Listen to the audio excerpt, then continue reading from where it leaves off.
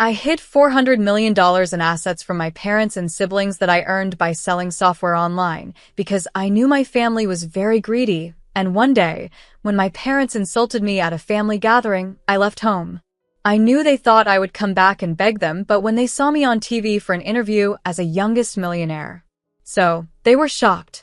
I grew up in a two-story gray house on the quiet edge of Dayton, Ohio, a place where the lawns were always trimmed in straight lines and people cared more about Sunday appearances than weekday kindness. The house itself looked harmless, a slanted roof, a porch that creaked under the slightest pressure, and a yard that my father insisted he would fix up one day, but never touched. To outsiders, it probably looked like any other house in that American neighborhood. To me, it felt like a small box I had been squeezed into, a place where I learned early that love always came with conditions and expectations. Inside that house lived my parents, Mark and Denise, my older sister Emily, my younger brother Lucas, and me, Janice Parker, the child who never quite fit into the picture they liked to show the world. My parents had a secret obsession with status. They watched people carefully, always comparing, always measuring.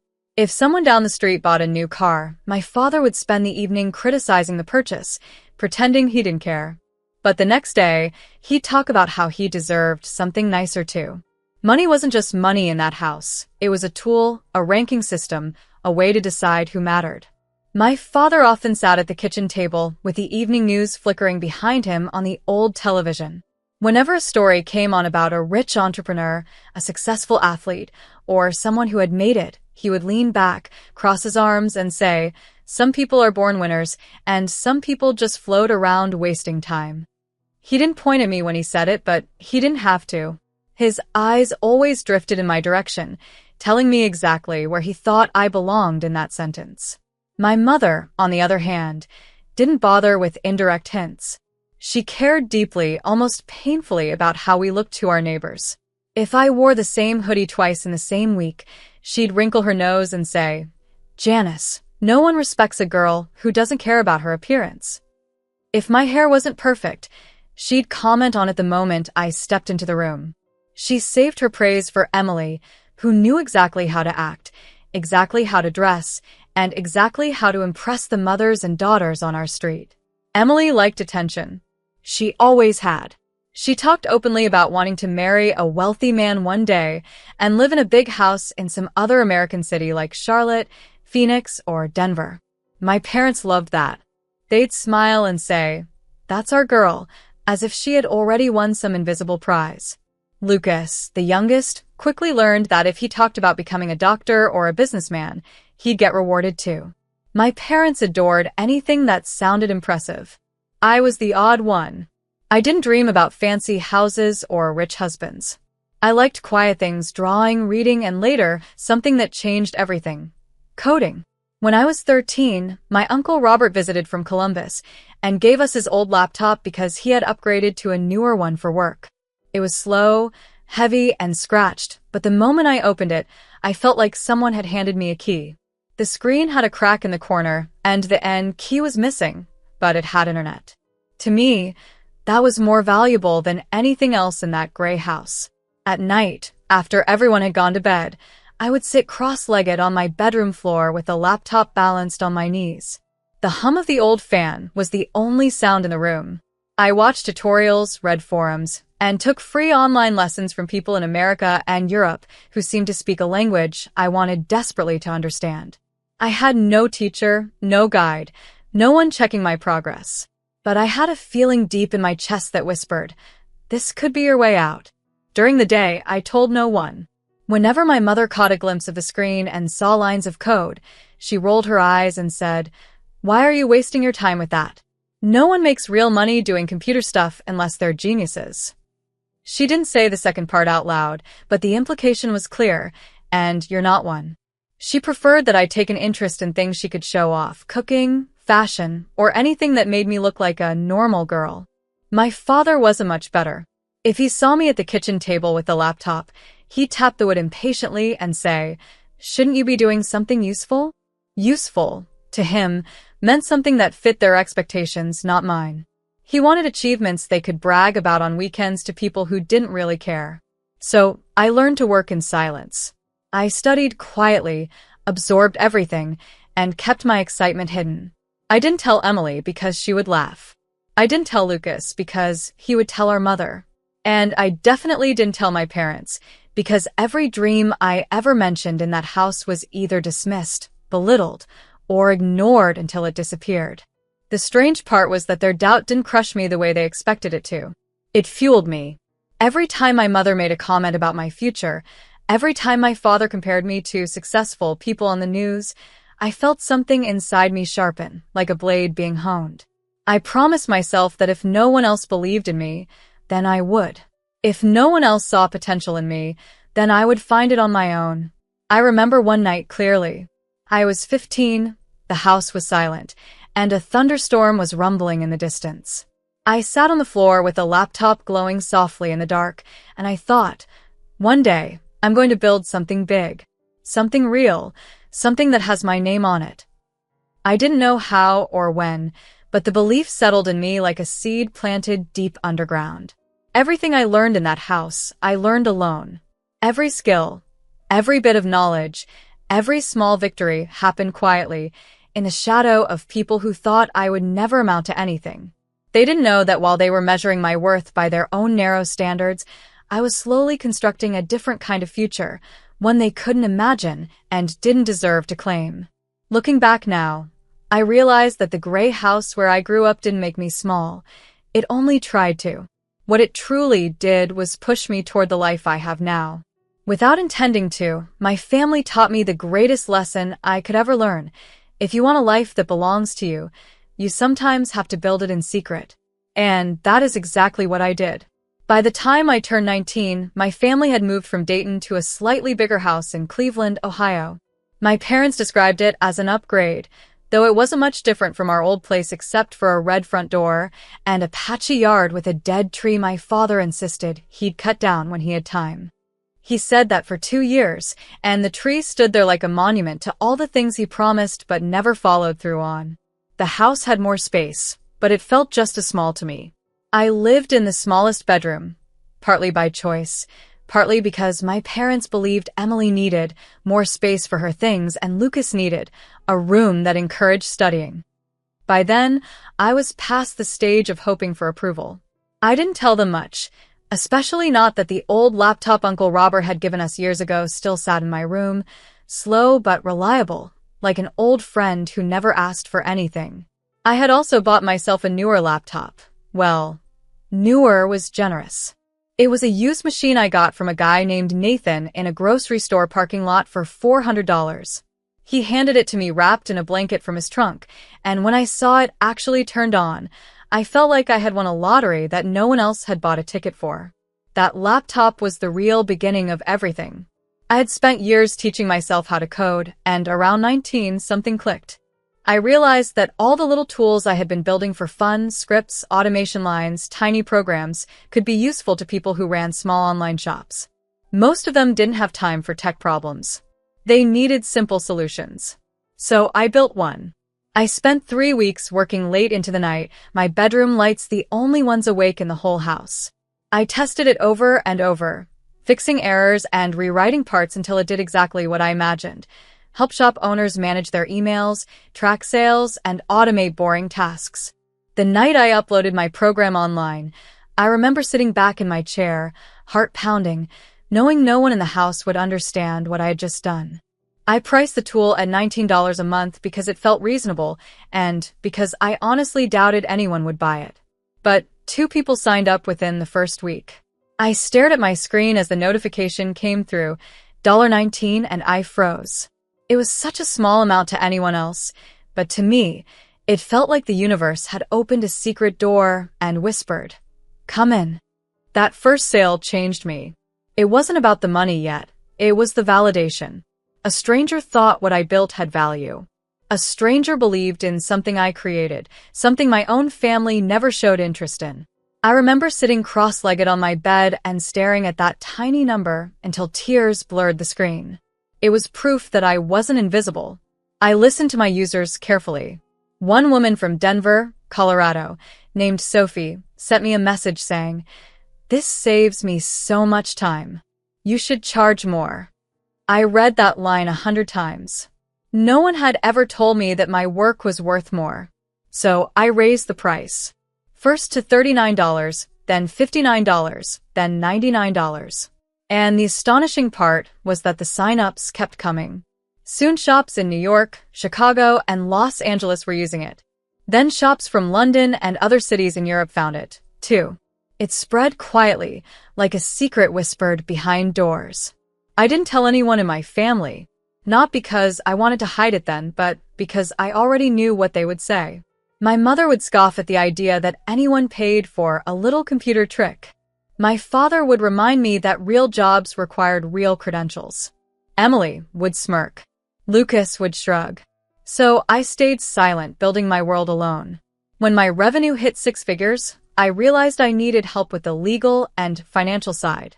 I contacted a lawyer named Marcus King in Austin, Texas, who had helped other small tech founders. When I showed up in his office, he looked genuinely confused. He thought he'd be meeting someone older. When he asked for my ID and realized I was barely 20, he raised an eyebrow but didn't question the numbers. The numbers spoke for themselves. He helped me file paperwork to create Parker Systems LLC, and when he finished, he leaned back and said, "You know you're sitting on something huge, right?" I didn't answer because the truth was I didn't know. I was too afraid to assume anything. By the time I turned 21, my software crossed $1 million in yearly sales. I saw the number appear in my accounting software one morning while sitting in the tiny apartment I had rented in Cleveland, and I put my hand over my mouth because I didn't know whether to laugh or scream. No one else knew. Not Emily. Not Lucas. Not my parents. They still talked about me as if I were drifting through life without ambition. They still compared me to Emily's steady path or Lucas's future potential. When I hit $50 million in profit at age 23, it no longer felt like luck. It felt like destiny. It felt like everything I had built in secret was finally breaking through the surface. But with the success came fear. Not of failure, but of my family finding out. I knew them too well. I had grown up hearing my father say, "If any of you ever hit it big, remember your parents. We raised you. We deserve something back." The way he said it never sounded like love. It sounded like a warning, a claim on a future that didn't belong to him. I remembered the moments when they had dismissed me, mocked me, and treated my dreams as meaningless. I knew that if they discovered the money, the company, or even the house I now lived in, they would try to control me. And I wasn't going to let that happen. So I started creating layers, legal layers, financial layers, protective layers. I opened holding companies in different states across America. I put assets into trusts. I diversified accounts in New York and San Francisco. I bought a modern glass house on a hill outside San Diego, California, but not under my personal name. It belonged to one of the companies.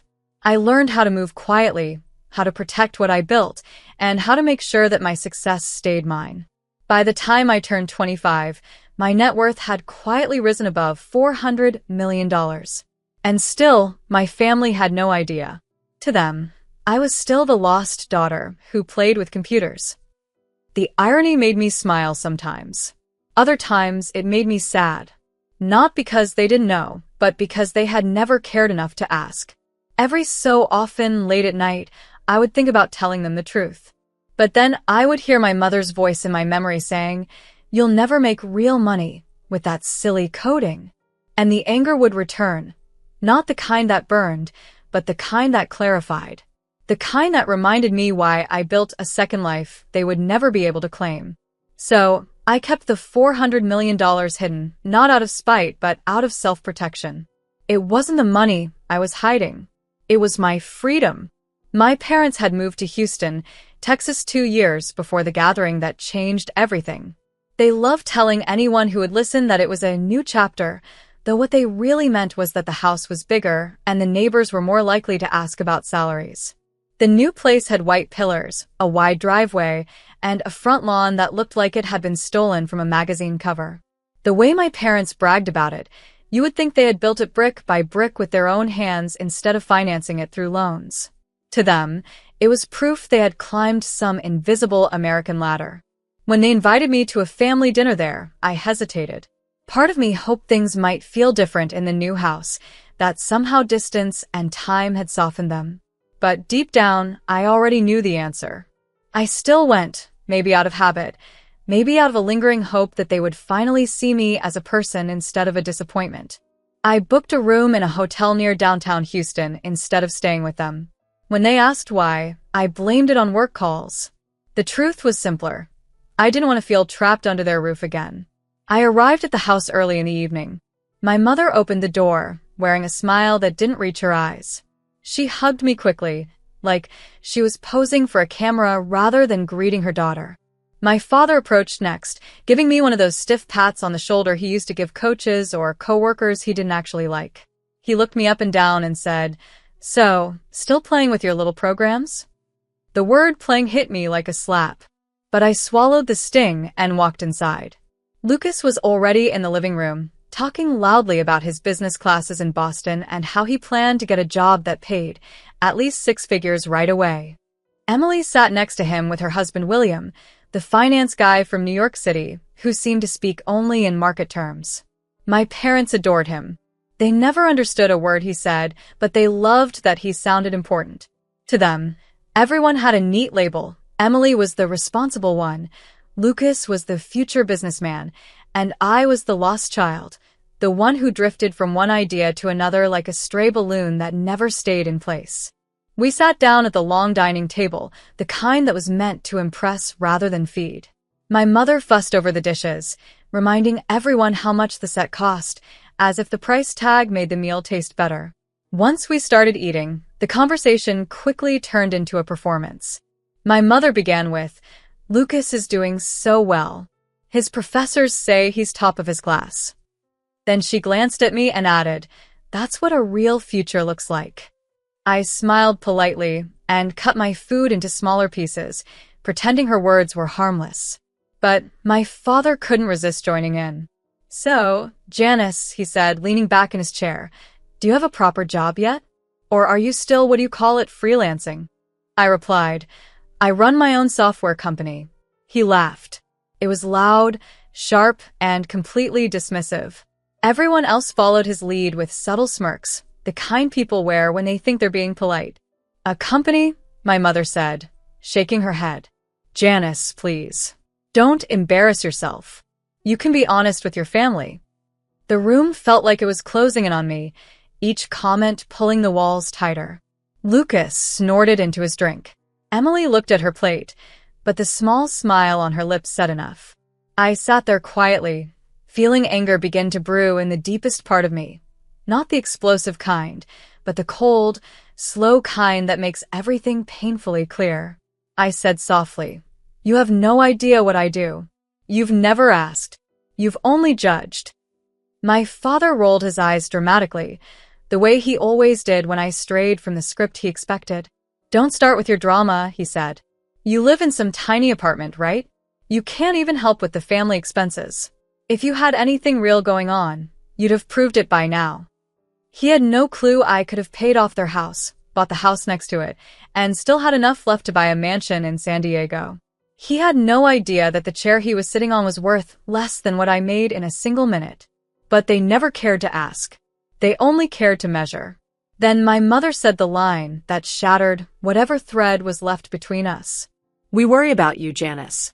You're almost 30 and still a burden. We raised a loser." "I'm just being honest." A silence fell across the table. Even Lucas stopped smirking.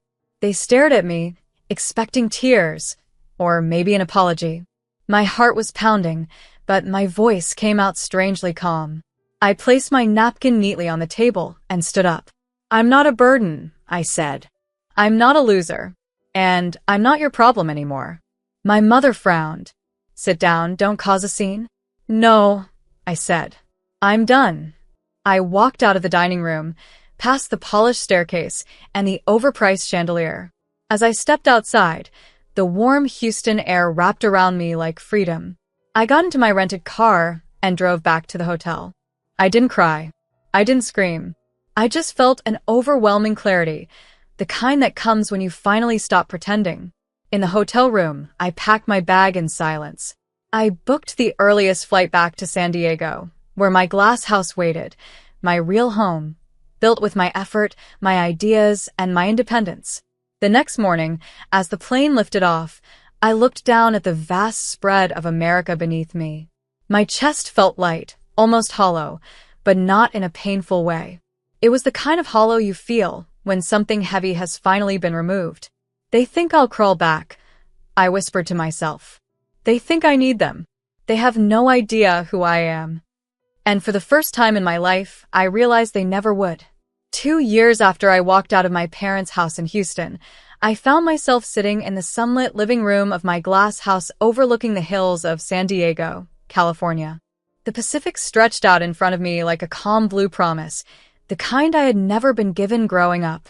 The walls were mostly windows, and when I opened them, the air smelled of salt, warmth, and freedom. It was the first place I had ever lived that felt completely mine, paid for by my mind, not my family's expectations. By then, my company had grown in ways I never could have predicted when I was 19, sitting in my tiny bedroom in Cleveland. I had teams in Miami, Seattle, and Dallas, each one filled with people who believed in the product and in me. Our software was being used by thousands of businesses across America and throughout Europe, and every month the numbers climbed higher. Investors sent emails asking for meetings. Journalists wanted quotes. It seemed like everyone suddenly wanted a piece of the story I had built in secret. My net worth had crossed $400 million, carefully spread across companies, trusts, and diversified investments. I had learned how to build not only software but protection, legal walls, financial structures, and distance from anything or anyone that could threaten what I had created. Everything was clean, solid, and mine. I no longer worried about someone taking it away, not even my own family. One afternoon, as I sat reviewing a contract from a partner in London, my assistant forwarded me an email.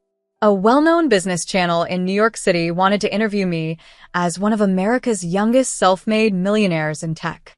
The host, Claire Jensen, was known for interviewing industry giants. She had spoken to founders whose names appeared in magazines and on Forbes lists. Now she wanted me. I said yes. 2 weeks later, I flew to New York. I arrived at the studio wearing a simple black dress and white sneakers. No designer labels, no flashy accessories. I didn't need clothes to speak for me anymore. Claire greeted me with a warm smile as her team set up lights around us. She had a calm presence, the kind that made people want to tell the truth.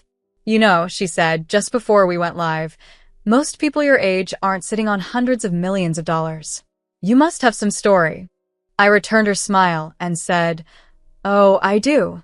Then the red light on the camera blinked on. Claire turned toward the lens and introduced me with a confidence that surprised me. Tonight we have Janice Parker, founder of Parker Systems, one of the fastest-growing software companies in America. At 27, she's already worth over $400 million. For a moment, I imagined my parents sitting in their living room in Houston, watching the interview the way they watched all shows about successful people. My father loved tech segments and interviews with rich entrepreneurs. He respected strangers on TV more than he had ever respected me. Claire asked about my beginnings, my product, and my growth. Then she leaned forward and asked a question I knew was coming. What was your childhood like? Did your family support your journey? I took a breath and looked directly at the camera, not at Claire, not at the audience, but at the version of myself who once sat in a small room in Dayton, hunched over a cracked laptop.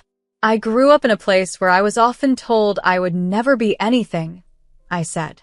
I was called a burden, a loser, but I found a laptop and I found code, and I built something anyway. Claire softened. Did your family support you? No, I said, keeping my voice even. They didn't. But sometimes lack of support becomes fuel. I learned to trust myself when no one else did. The interview continued with talk of product lines, hiring strategies, and my decision to invest in young women entering tech. I spoke about offering grants in dollars, not as charity, but as belief. It felt empowering to talk about giving others what I had never been given. When the interview ended, I returned to my hotel in Midtown. My phone vibrated nonstop. First messages from my team, celebrations, congratulations, screenshots of the broadcast. Then messages from investors. Then old classmates. And finally, the names I had expected to see eventually. Mom, Dad, Emily, Lucas. I didn't answer. They called again. And again. I set the phone face down and went to take a long shower. When I returned, my phone was covered in notifications. Dozens of messages waited, apologies, excuses, sudden affection that had never existed before. From my mother, Janice, we are so proud of you. Why didn't you tell us? You know we always believed in you. We made mistakes, but we're still your parents. Please call. From my father, we're family. You owe us at least a talk. You know we struggled raising you. We deserve something back. Let's forget the past and move forward. You can help us with a few things. A few things. I knew exactly what that meant. Money, houses, status, whatever made them look good. I sat on the bed, breathing slowly, letting the emotions settle. Then I began typing. You called me a loser. You told me I was a burden. You mocked my work. You dismissed my dreams. And now that you've seen me on TV, suddenly I have value to you.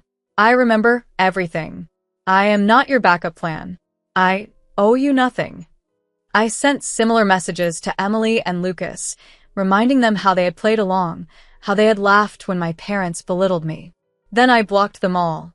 Back in San Diego, I walked through my quiet house, sunlight pouring across the floor, and I felt something I had never felt before. Peace. Real, deep, earned peace. This house, this life, this freedom, they weren't gifts.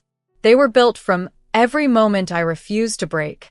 And for the first time, standing on that hill in America, I felt truly, completely home.